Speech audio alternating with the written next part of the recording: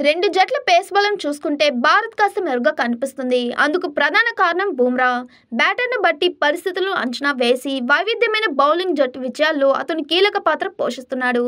ప్రస్తుతం ప్రపంచంలోని అత్యుత్తమ పేసర్ ప్రశంసలు అందుకుంటున్న బుమ్రా ఈ టోర్నీలో 6 ఇన్నింగ్స్లో 11 వికెట్లు తీశాడు. సగటు 8.54 కాగా ఎకనామిక్ కేవలం 4.8 మాత్రమే. దీన్ని బట్టి అతను బ్యాటర్లను ఎంతలా భయపెడుతున్నాడో అర్థం చేసుకోవచ్చు. భారత్ తరపున అత్యధిక వికెట్లు వీరుడుగా సాగుతున్న అర్షదీప్ సింగ్ నిలకడ జట్టుకు కలిసొచ్చేదే.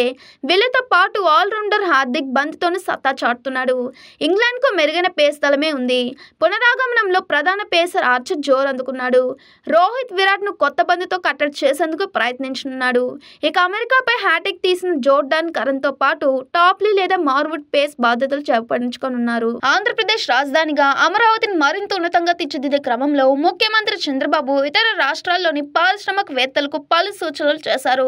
ఆయన బుధవారం చిత్తూరు నుంచి తిరుగు ప్రయాణంలో భాగంగా బెంగళూరులోని HAL విమానాశ్రయంలో కాసేపు ఆగారు. ఈ సందర్భంగా సెంచరీ గ్రూప్ సంస్థల ED అశ్వినిపై, MD రవీంద్రపై తదితరులు చంద్రబాబును మర్యాదపూర్వకంగా కలిశారు. అమరావతిలో పెట్టుబడులు పెట్టాలని చంద్రబాబు వారికి సూచించారు. వచ్చే ఆర్థిక సంవత్సరంలోగా అమరావతిలో పెట్టుబడుల విషయంపై నిర్ణయం తీసుకుంటామని అశ్వినిపై తెలిపారు.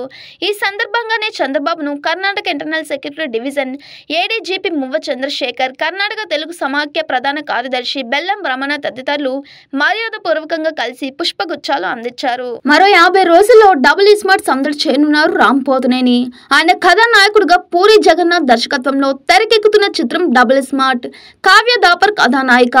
బాలీవుడ్ అగ్రనటుడు సంజయ్ దత్ ప్రతినాయకుడిగా నటిస్తున్నారు. పూరి జగన్నాథన్, చార్మి కౌర్ నిర్మాతలు.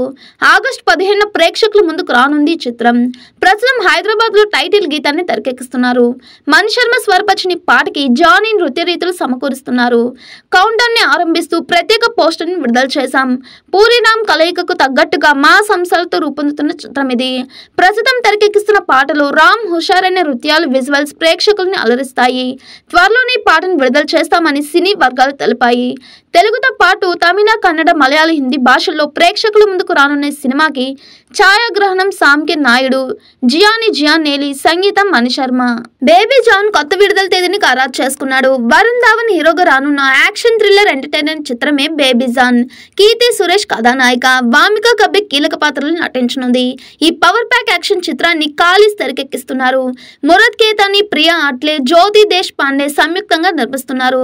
దర్శకుడు అట్లే సమర్పణలో ప్రేక్షకులను అలరించిన ఈ సినిమా మే 31న రావాల్సి ఉండగా కొన్ని కారణాల వల్ల ఆలస్యమైంది. తాజాగా ఈ చిత్రం డిసెంబర్ 25న విడుదల కానున్నట్లు చిత్ర బృందం సామాజిక మాధ్యమాల వేదికగా ప్రకటించింది. ఈ విషయాన్ని తెలుపుతూ కొత్త పోస్ట్ను పంచుకుంది. చిన్న ఆయుధం పట్టుకున్న వరుణ్ ని కత్తులతో శత్రువులు చుట్టుముట్టినట్లున్న పోస్టర్ ని చూస్తే ఇందులో భారీ యాక్షన్ సీక్వెన్స్లు ఉన్నట్లు తెలుస్తుంది.